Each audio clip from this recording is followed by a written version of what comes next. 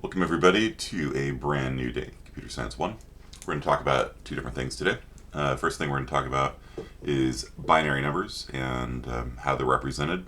It's not too bad, not too interesting, but not too bad, but also not very exciting.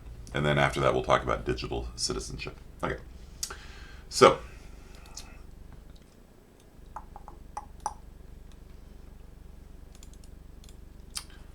binary numbers. Okay. So in computer science, people often joke, I am a poet who works with zeros and ones and stuff like that. And in reality, we don't. If all we did was work with zeros and ones, our keyboard would have two keys on it, 0 and 1, and we'd just sit there and punch zeros and ones in over and over again. But a lot of times, we want to know, like, what zeros and ones are in a number or something like that. So let's go through that. So on the screen here, we can see like words, and we can see things like images, video, and numbers. All of these things appear, we got pictures and all this stuff appears to be words and images and videos, but all of them are just zeros and ones. Okay? And so how these things are represented in zeros and ones is the topic of the first topic, at least for today. Okay. So we'll focus on numbers first. Okay. And in regular math, we use what's called base 10. Okay. Base 10 numbers look like this. If you have the number 420, then this is, if you remember third grade math, you have the ones digit, you have the tens digit, and you have the hundreds digit, right? You guys remember that? Like way back in elementary school, you'd break a number down sometimes. You'd say like this number is 400 plus 20 plus 0, right? 4 times 100 plus 2 times 10 plus 0 times 1 is 420, all right? So the same thing applies with base 2, which is binary. Base 2, 1, 0, 1. This is the ones digit. This is the twos digit. This is the fours digit. This is the eights digit. Okay? So all of these things are powers of 10, right? 10 to the 0th, 10 to the 1st, 10 to the 2nd.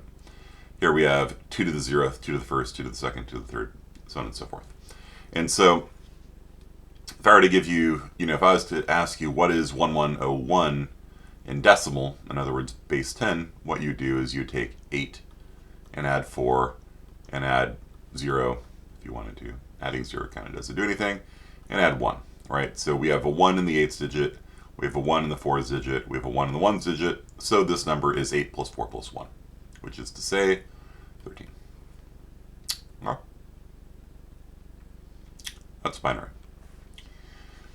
If I give you 10101, this is the 1's digit, the 2's digit, the 4's digit, the 8's digit, the 16's digit. People on chat, what number does this represent? We have a 1 for the 16's digit, a 1 for the 4's digit, a 1 for the 1's digit. So what number is this?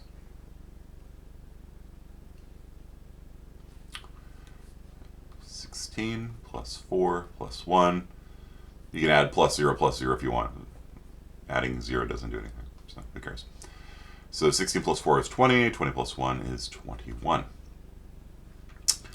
Now, let's shift all these bits left 1.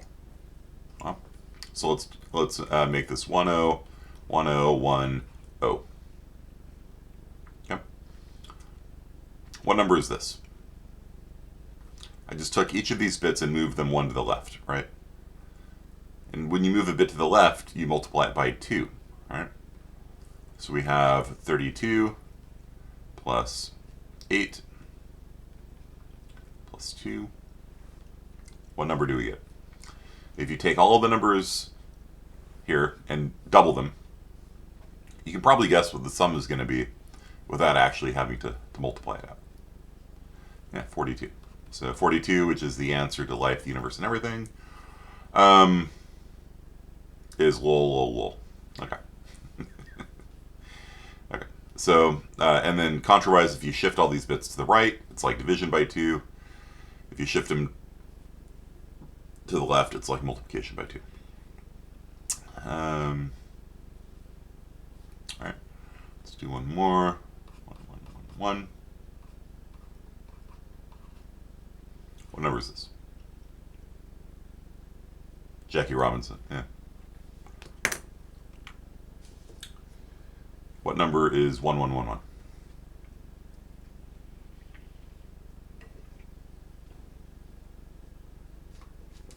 15. So it's 1 less than the next number. So if we were to add 1 to this, how do we do binary arithmetic? Well, 1 plus 1 is 2. 1. Okay. 2 plus 2 is 4. Carry the 1, right? It's just like in base 10 where you know, if you get a number that's 1 higher, you carry the 1 to the next place. 1 plus 1 is 10. 1 plus 1 is 10.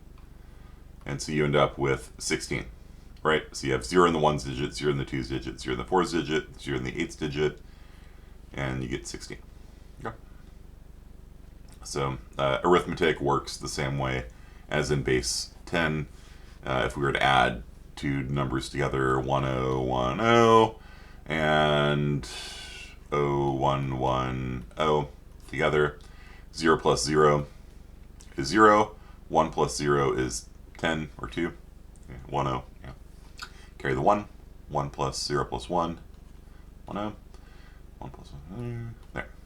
And so if we add together 10, 8 plus 2, and this is 4 plus 2, 6, then we end up getting 16. Okay?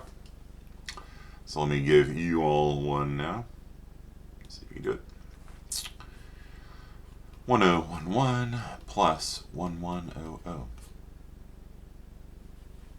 number are you going to get?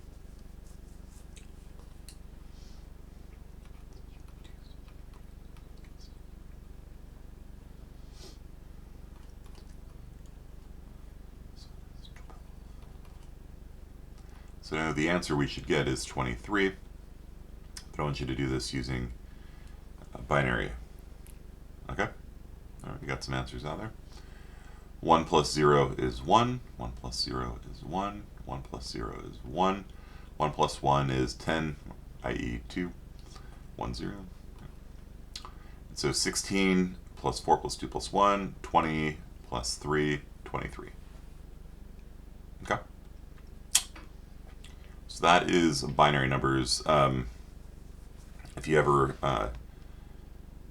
want to, you can launch Calculator on Windows machine.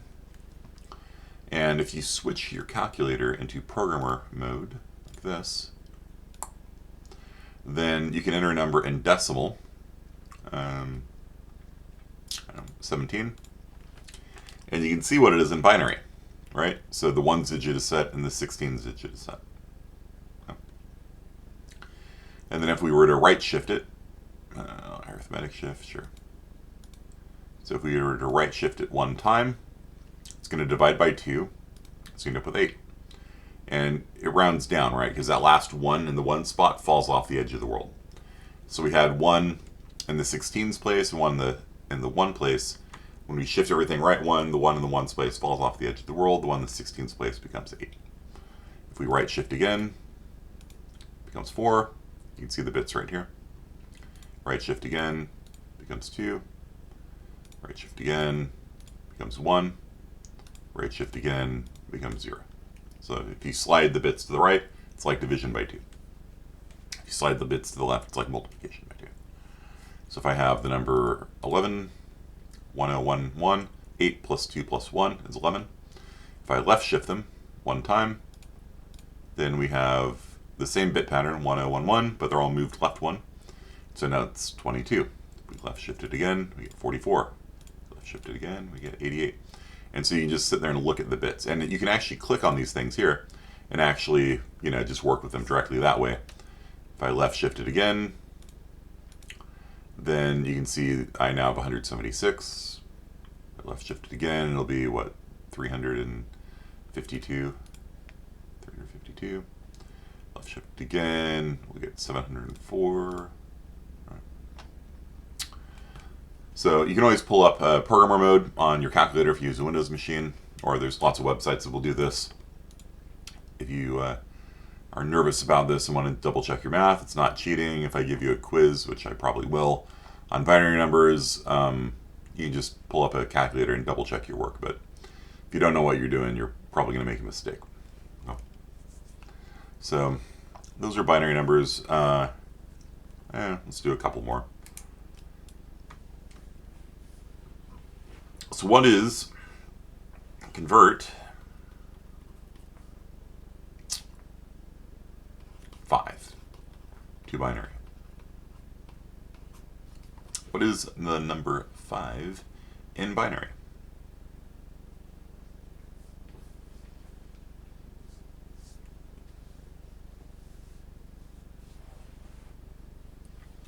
Well, 5 is 4 plus 1, right? And so that is 101. 1's digit, 2's digit, 4's digit. 4 plus 1 is 5. You might be like, but how do you know? How do you know which two numbers to pick for that? And there's actually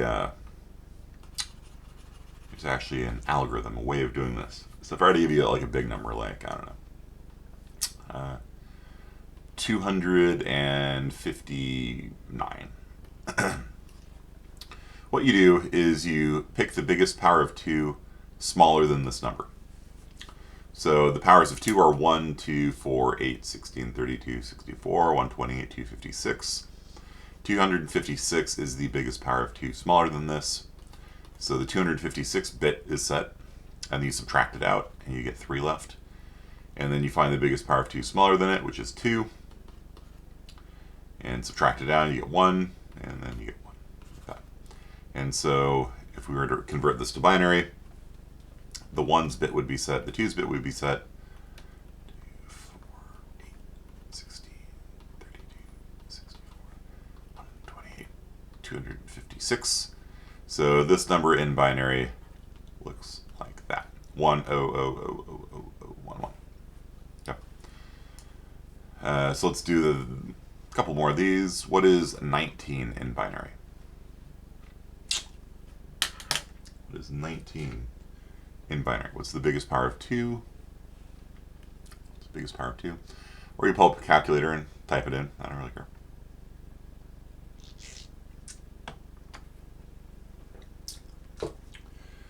The biggest power of 2 smaller than 19 is 16, of course, right? So 19 is 16 plus 3, and then 3 is also 2 plus 1, so it's going to be 10011. Okay, this is 19.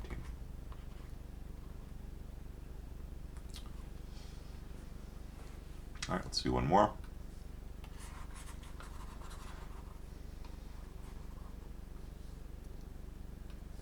What is 20? What is 20 in binary?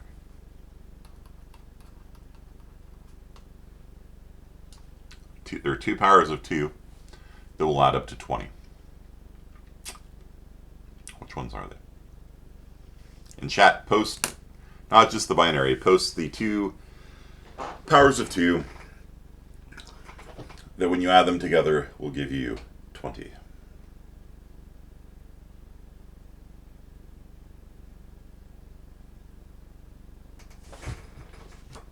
A lot of people typing. 16 plus 4 to the 4th power plus 2 to the 2nd power. So, yeah, 20 in binary is 16 plus 4. And so the 16-bit set, the 1-bit set, 10100. Yep. So this is how computers hold numbers. It's not how they hold negative numbers. Obviously, there's no capability to do negative numbers here. if you do want to do negative numbers, the way that it works is whatever bits, the top bit is a negative instead of a positive, and then everything else is positive. But that's a more advanced topic. Don't worry about it. But if you're curious, that's how that happens. Oh, we're doing the bug again. Okay, we're doing the bug. Is this how it is? Is this how it is? Okay. Any questions about that?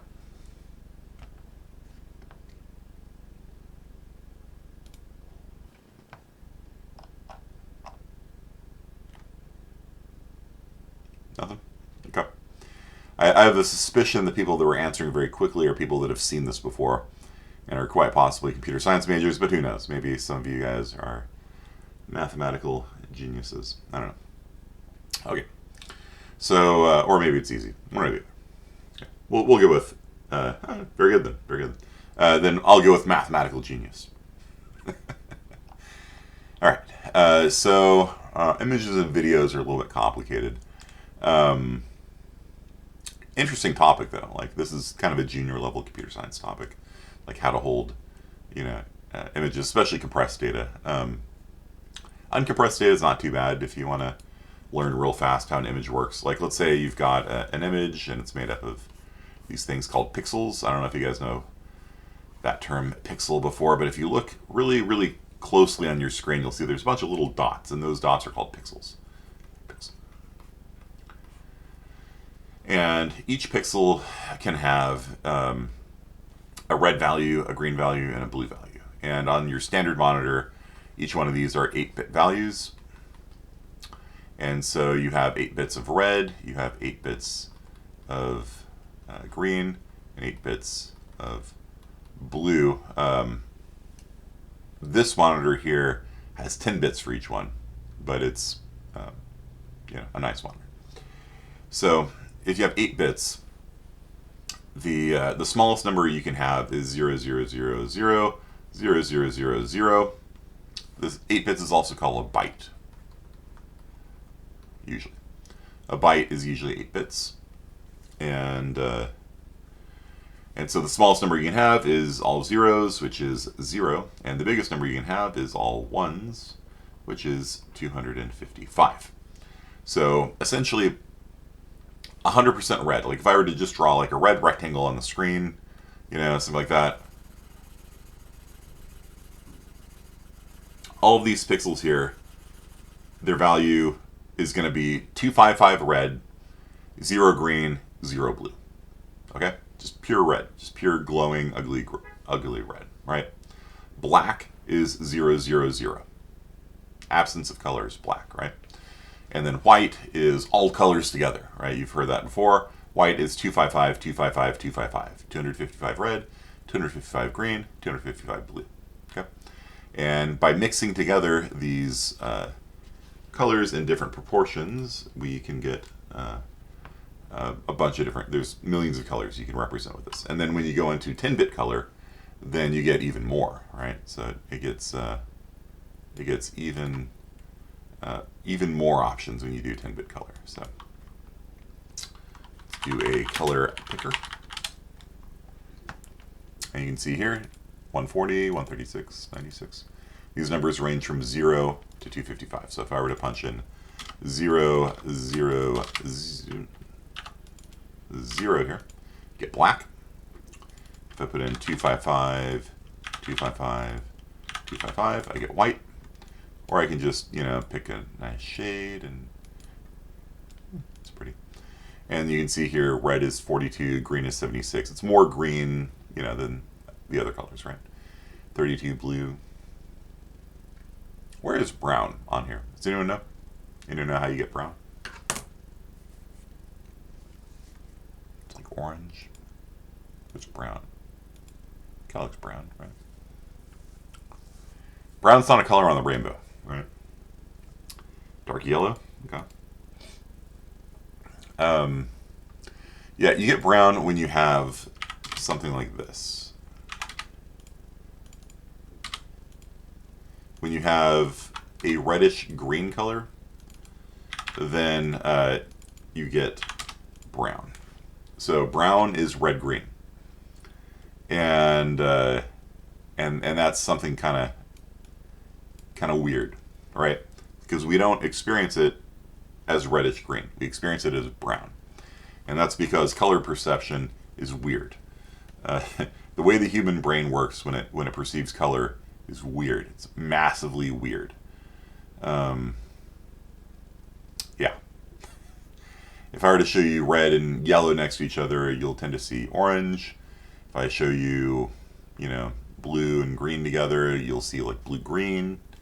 Somewhere in here, right? A bluish-green color. But if I show you red and green together, you don't see reddish-green. Well, you can at some values, but mostly you see brown instead. It's just this brown, like, where is that on the rainbow? It's not on the rainbow anywhere. Your brain invents this color called brown. It's a special color that your brain's like, that's brown, and you don't see it as red-green like you do with like pretty much everything else, right? 150 red, 50 green. Oops. So it's kind of like a brighter orangey color. Yeah. Right. 80, 30, kind of a reddish brown. That's kind of brown there. 60, 30. Turn the blue down a little bit. There you go. Yeah, and so your brain just confabulates this color that doesn't exist. It's not a real color.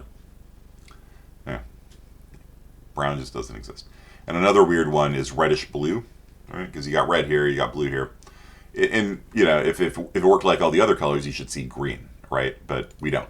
Instead, if you have like 100 red and 100 blue, you get this sort of violet color or burgundy color, right? Like this, right?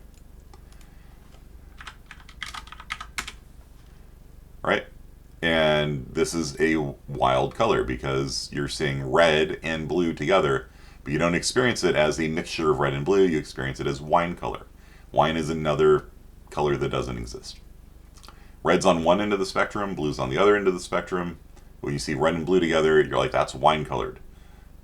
And you can distinguish that between blue and red and wine, right? And so, yeah, color is deeply weird. It is a deeply weird color. Okay, or deeply weird concept in general. Okay, so basically, at every pixel level, if you write 255, 255, 255, you'll get a white pixel there. And so your computer is producing millions of these pixels per frame, updating, 60 times a second on a standard monitor. More if you have a high refresh rate monitor. It is pumping out a ton of data to your monitor right now. All these numbers over and over again. And sometimes if you use DisplayPort, it'll compress the data. But it's wild. Like just how much data is going on the screen right now. Just just have this little mouse move around and stuff like that. So it's refreshing the screen. I think this monitor here is, I don't know where the refresh rate is on it. I probably should know that, huh?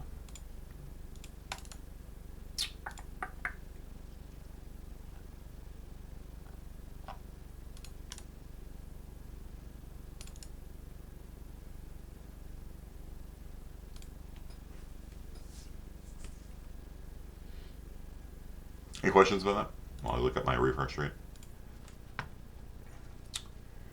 144. Yeah. So this one is 120.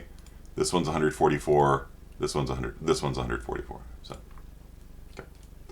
Yep, very good. So, yeah, one of them's 120. The other two are 144. So, I've got 3 4K monitors here because I'm a nerd and a gamer. And so 4K resolution is a lot of pixels, right?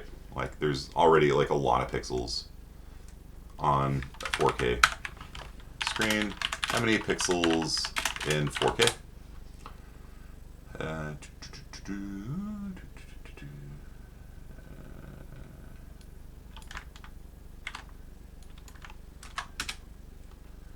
So about 8 million pixels times 3 times 144 refresh rate, so times 3 colors per pixel.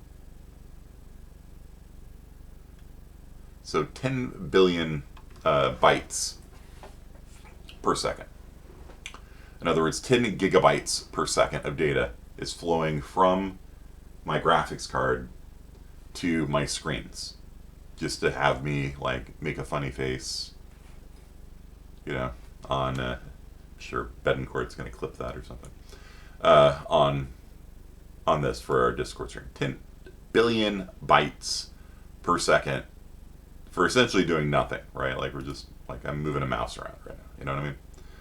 Like it's a lot of data, and the computer just kind of handles it. It's like, all right, whatever, no big deal.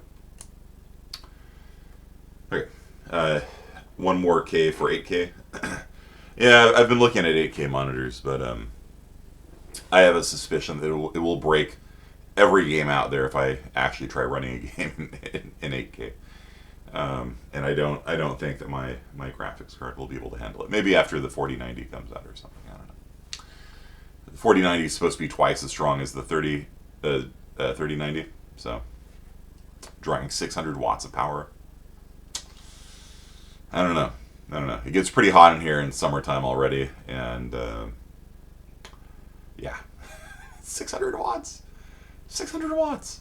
Like your standard light bulb is like 60 watts, right? So it's like having 10 light bulbs on. You know, they burn you like an incandescent, not an LED, like an incandescent.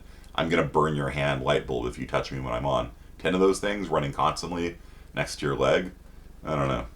Like even if you have a good fan, you're just blowing the heat out next to you. Like, all right, cool. The graphics card's cool. My leg's not. You know what I mean? So, I don't know. So that's image data, and then words. Okay.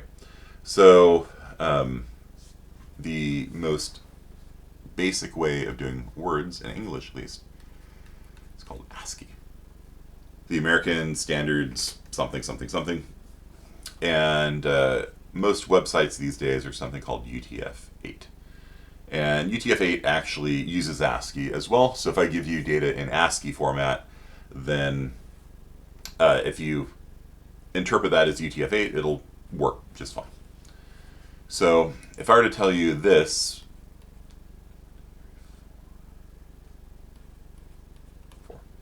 this is the letter A, capital A. And this is lowercase a. Okay.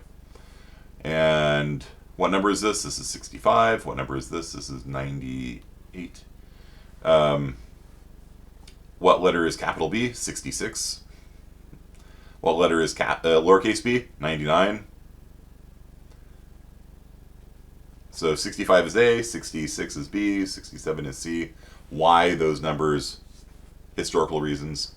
There's not really a good reason for it. It's just historical reasons. And so when you have text, and if I click and say, hello, world, something like that, computers don't actually store anything as text as such. They store them as zeros and ones. And so this is a capital H, a lowercase e, and it's just going to be the bit pattern for E, bit pattern for L, bit pattern for L, bit pattern for O. Spaces has its own character, and it just saves those as zeros and ones.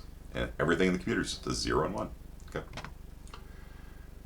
Yeah. So numbers are even worse. Yeah, because they don't represent the number they represent. It gets confusing to people. So if you want, you can look up these things. A is 65, lowercase a 97. Did I do the math wrong? Yeah, I did the math wrong. You had 32, not 33. I knew that sounded wrong to me. 97. Yep. Space is 32. The number 9 is 57. The number 0 is 48. So this is ASCII encoding, and you'll see it pop up in Place to Place. The Martian. Anyone here see The Martian with Matt Damon? Or read the book, which is pretty good.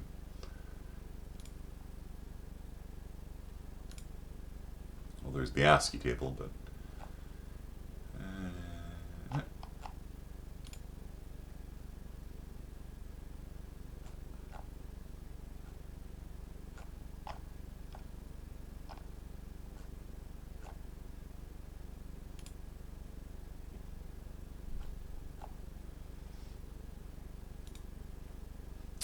there is a scene in which he loses contact with Earth, right? And so they have the ability to control like the Mars rover, I think. And so they have the Mars rover point at different values.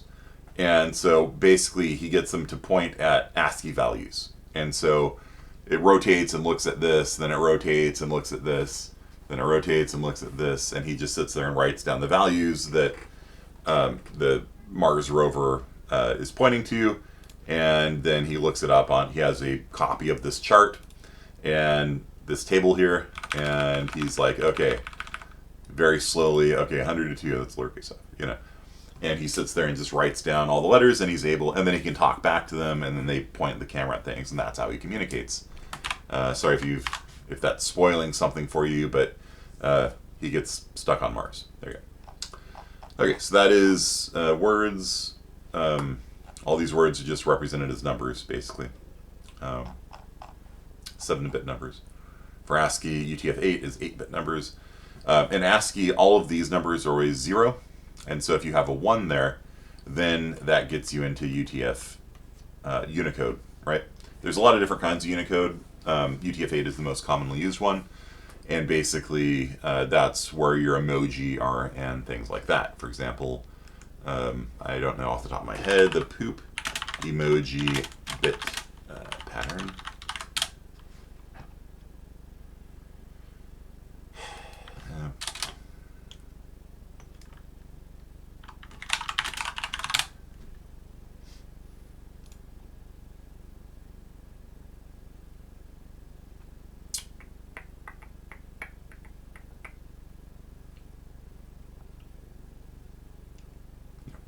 Okay, there it is. 1F4A9. Now you might be like, all right, 1F4A9. Yeah, this is something called hex. And I don't really want to get into hex, but let's do it real fast. So hexadecimal is base 16. And so the numbers go from 0 to 9, 1, 2, 3, 4, 5, 6, 7, 8, 9. And then it goes to A, B, C, D, E, F. So this is 0 means 0, 9 means 9, A means 10, B means 11, C means 12, D means 13, E means 14, and F means 15. Why the hell do we bother with this? Well, because 16 is exactly 4 bits. And so when I read 1F4A9, it allows me to write binary numbers much more compactly with 1/4 the amount of actual writing of bits.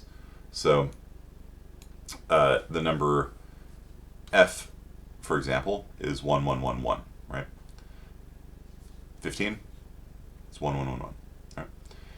And so when I have 1F4A9, this is 1 is 0001, F is 1111, 4 is 8-bit, 4 is bit, 2 is bit, 1's bit, A is 10, which is 8 plus 2, 9 is 8 plus 1, and so this is a 4, 8, 12, 16, 20-bit number. So there's 20 bits that go into making a poop emoji on the screen, 20 bits that go into making a poop emoji, and these are the bits. And so when your computer interprets these bits in UTF-8 format, it will draw a poop emoji on the screen. So if I hit Windows key dot and type poop, then I get a poop emoji on the screen. And so this is, underneath the hood, it is 0001, 1111, 0100, 1010, 101. Okay? And the only thing interesting about this is, of course, that number right there, which I said that will always be 1, right? Because if it was 0, this would be a ASCII. Okay. All right. So, yeah, there's plenty of emoji. I'm sure you're all pretty familiar with them. Vulcans.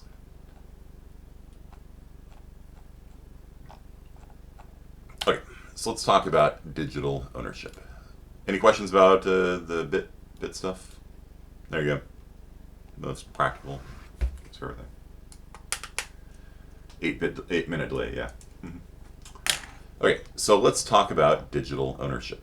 What does it mean to own something? How many people here have a video game console, or they have Steam? Have ever bought a movie on YouTube?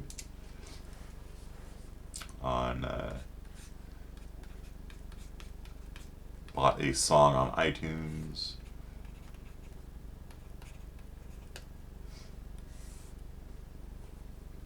You have Steam, the Wii, and a Switch. You have a Wii and Steam. Okay, so what does it mean to own something?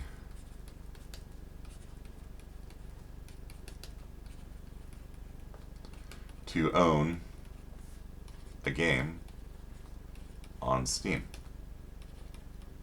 or on a PlayStation if you buy it digitally, or on a Switch if you buy it digitally, which most people do. You can buy games still physically. GameStop is kind of on life support, I think, but you can still go into a GameStop and buy a video game and play it, and then resell it to a friend, or back to GameStop for $1 or something, right?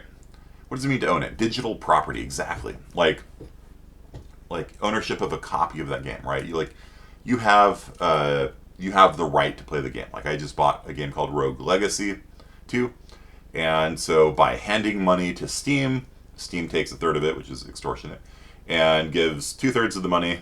It was like $15, so $10 goes to the developers, $5 goes to Steam for providing the download service.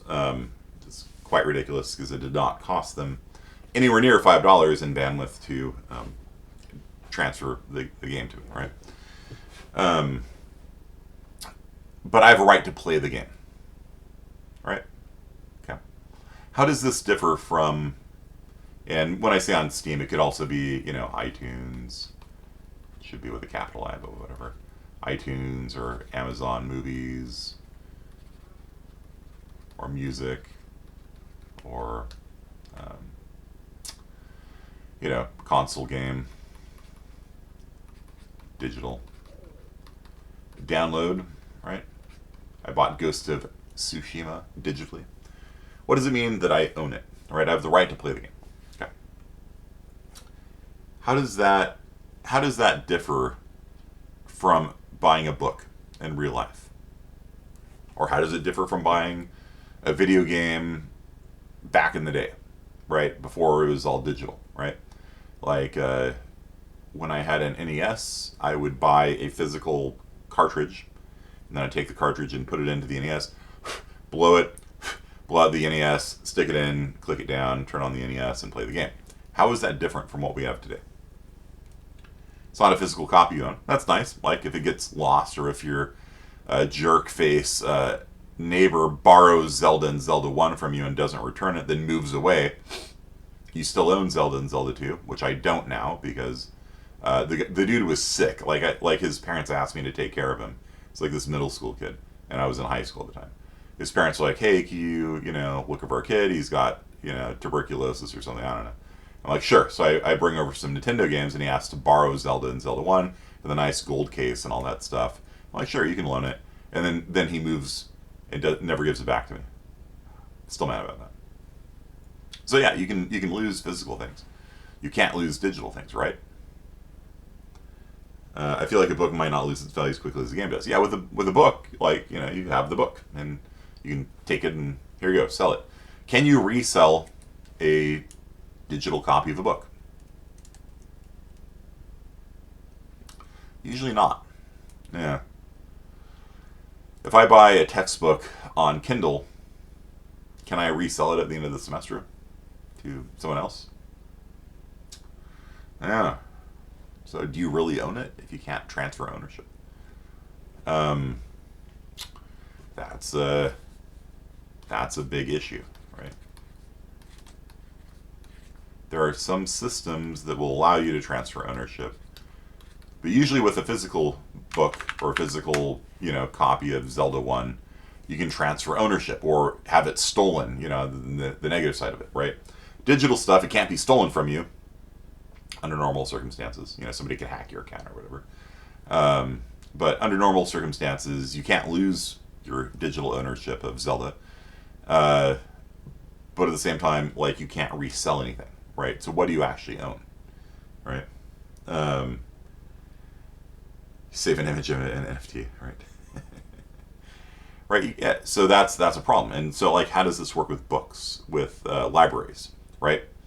So how do you check out, you know, Kindle books to people that want to read books at a library? And it was a problem, right? Because libraries are like, hey, we're still here. We want to exist in the future, and nothing by default allows a library to buy a book and loan it out to people, right? Because they don't want that. They want each person who wants to read the book to get their own copy of it, right? To pay for their own copy of it.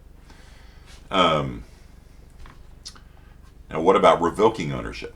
This is an even bigger issue. Revoking ownership. If I buy a physical copy of 1984, can the person who sold it to me come to my house and demand it back? As we all know, 1984, Big Brother, dystopian, future society, surveillance, it's everywhere. Can they? I mean, Amazon, if they sell me a physical copy of 1984, they can't come back to my house and say, hey, you need to return the book to us. They can't. Once they've sold it, there's something called the first sale doctrine.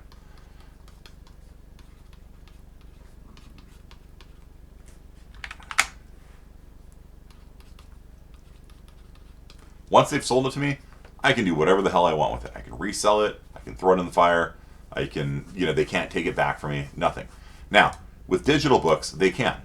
And so it literally happened to 1984, which is like several layers of ironic. They released a book, 1984, on Kindle, and then they revoked everyone's right to read it.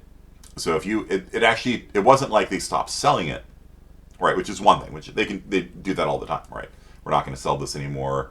Publishers will pull things from Amazon store. But if an Amazon, like if Tor pulls its books off of Amazon store, it doesn't delete the copy of The Wheel of Time off your Kindle, right? They did that with 1984. So they not only stopped selling the book, they went onto everyone's Kindle and deleted it if you had it, which is a massive, massive WTF moment, right? Like, what the phosphinatoin, right? And they said, oh, we didn't have the rights to it, or we hadn't cleared the rights. And so in order to stop us from breaking the law, we went onto everyone's devices and deleted it off their devices. Even if you downloaded it, it gets erased off your own device at home. First time you log on to Amazon, clears it. What do you guys think of that? It's kind of, I don't know. Yeah, for one thing, it violates the first sale doctrine, right? But they say, well, it's not actually a sale. Okay, so what is it? What did I actually buy? Right? Because, everyone said, well, when you pay money, you're buying a right to read the thing. But if they can revoke your right afterwards, what have you actually bought? It's unclear. What happens after you die?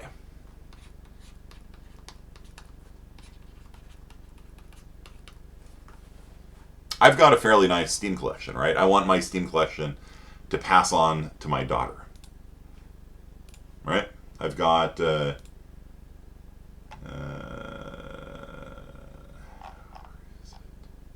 got something like 1,200 games on Steam right now. Okay. Family sharing, yeah, but it's not exactly the same thing, right? Give the account, yeah. And so, but if I haven't given her my password, how does she inherit my game library? It's all there. Add it to your will. Yeah. Is it in the? Does Steam allow it? Right? Because technically, most of these accounts say you can't transfer. Right? That's a big part of why they do digital stuff, is that you can't transfer ownership. It's a no. Right? Like Netflix gets mad at you if you share your Netflix password with somebody, right? And do account sharing, right? And so if I die and transfer my stuff to somebody else, in general, they don't like that very much, right? And they're like, no, daughter, buy all those games again, all 1,200 games again, right? So, so that's a big issue also, and just in general, like your passwords and things like that. Your Facebook has a legacy system where it's set up so that when you die, you can designate somebody on Facebook to administer your Facebook account, right? So, like if I die, my sister will take over my Facebook account, and then she can say, "Yo, Kearney died in a freak programming accident somehow," and can continue it. But I think most systems just don't have that, and they haven't thought about it. And and so you're not actually buying anything really when you buy a game, right? Because like a lot of these games require online.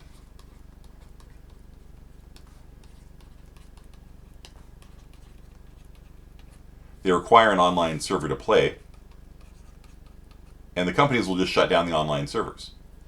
And so, for example, I have some old PlayStation 3 games that I can't play anymore. They're single player games. But I can't play them because when you launch them, it connects to a server, and so it says connecting to server, and the server never responds. And I'm like, why does this single player game need to be online, right? Like the Assassin's Creed series, like all of them require you to be online. My internet went down about a month ago, and I'm like, I'll play some Assassin's Creed Valhalla. Nope, can't play. You have to be online to play a single player game. And what that means is that one day when the company's like, we're done with this game, they just shut off the server, and then this game that you paid, money for, I bought the collector's edition of it, so it was not cheap. They've essentially gone and revoked your ownership on it. You can't play it anymore. EA is terrible with this. Like, any time a new Madden comes out, they shut down, the Madden from like 2 years ago. And so you constantly have to keep rebuying FIFA and Madden and all these other games because they basically revoke your ownership of it. You've spent all this money unlocking all this stuff. They have all these DLCs. You spent all this stuff. Sorry, you can't play anymore. Because what are you paying for? You've given them money. Every transaction has to be bilateral. You have to get something in return, right? If you go and buy a game and you can't play it because the game servers are down, what have you given them money for? And not down like temporarily, but like down. Like they've just like, nope, no more FIFA 2020. It's 2 years ago. We're shutting the servers down. And so but then on the other hand, like how long should they be expected to run the servers for? I don't know, forever. Running the server is not cheap. If there's like 5 people playing it, like who cares, right? I don't know. Anyone want to toss a number of years out? How many years at a minimum should they keep a server up for? 10? Seems reasonable. I don't know. If only the games were backwards compatible, yeah. But they're not, because they got to make you buy it every time, right? That's funny.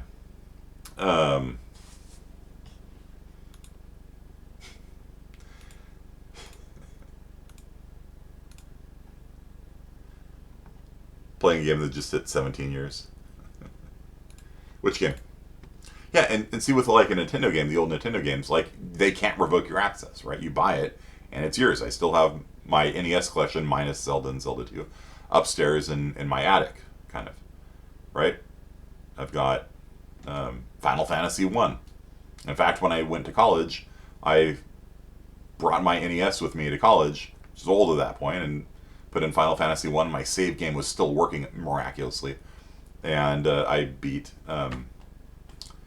I don't know how. Those batteries are not supposed to last long, but it did. And so I was able to beat a game that had started like back in middle school or something, You still play Mario Party on your Game Boy 18 years later and Pac-Man and Galaga. Yeah. Nowadays, it'd be like, sorry, the Mario Party, the new Mario Party 8 is out or whatever. We're shutting down all the old Mario Party servers. So what did I give you money for? Right? And that's something that I think honestly needs to be addressed by our society, because you can't have a unilateral transaction, right? If I purchase the right to read a book, you can't just be like, all right, 2 years, or you know what I mean? Like we're just gonna, a new edition of the textbooks come out. We're gonna delete the old edition. You can't read it anymore, right? So, if it's like SciBooks, maybe that's one thing. SciBooks is very specifically like you're buying a textbook for 6 months, and if you want access to it again, you have to pay us more money, right? But for all these games, like you're buying the right to play a game, a license to play the game, and Steam and Sony are deliver it to you. And in fact, this game that the servers are shut down for, you can re-download it from Sony. Sony didn't delete it off their servers; it still re-downloads. You just can't play it. And so there's literally games on the PlayStation Store that you can still buy that when you buy them, you can't play them.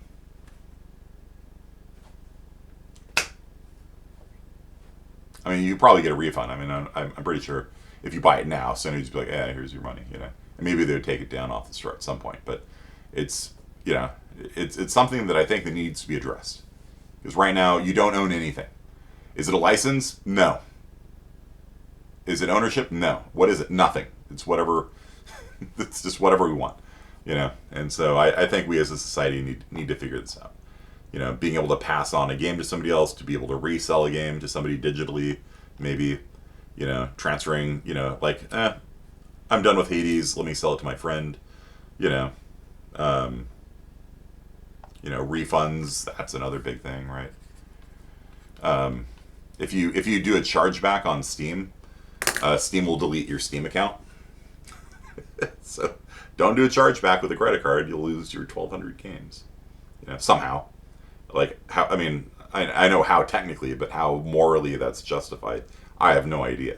Considering how much money I've given Steam over the years, if I do a chargeback because the game doesn't work or something, and it's past the 2 hour refund period or whatever, you're gonna delete all 1,200 of my games. I don't know how much money that is. It's a lot of money, right?